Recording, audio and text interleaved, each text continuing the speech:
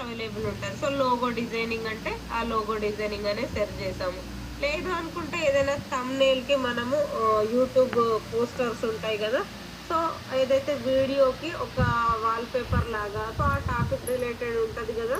దాన్ని మనం thumbnail అంటామన్నమాట. So ఇట్లా థంబ్‌నెయిల్స్ క్రియేట్ చేయాలి అనుకుంటే ఇట్లా యూట్యూబ్ థంబ్‌నెయిల్ అనేసి మనం సెర్చ్ చేస్తాం. ఓకేనా? సో ఇట్లా మనకి ఆల్రెడీ క్రియేట్ చేసిన థంబ్‌నెయిల్స్ అనేవి వస్తాయి. వీటిని మనము ఇట్లా వాడుకోవచ్చు.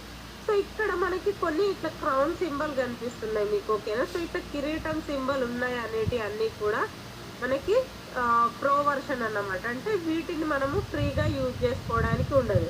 అట్లా కాకుండా కొన్నిటికి ఇట్లా క్రౌన్ సింబల్ లేదు. కింద చూడండి మీకు ఈ ఈ సింబల్ అనేది కిరీటం సింబల్ అనేది ఉండదు. సో అట్లాంటి వాటిని మనము ఫ్రీగా వాడుకోవచ్చన్నమాట.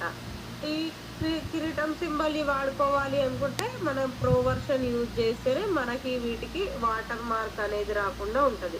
సో, వాటర్ మార్క్ అంటే ఇట్లా మనకొక క్యాన్వా అనే నేమ్‌తో ఒక సింబల్ దీని మీద విజిబుల్ అవుతదన్నమాట. సో, అట్లా రాకుండా మనకుండాలి అనుకుంటే, సో, మనం ప్రో వర్షన్ తీసుకోవచ్చు. లేదు అనుకుంటే ఇక్కడ మనకి ఫ్రీ వర్షన్‌లోనే చాలా ఉంటాయి. సో, జస్ట్ మనం వీటిని మోడిఫై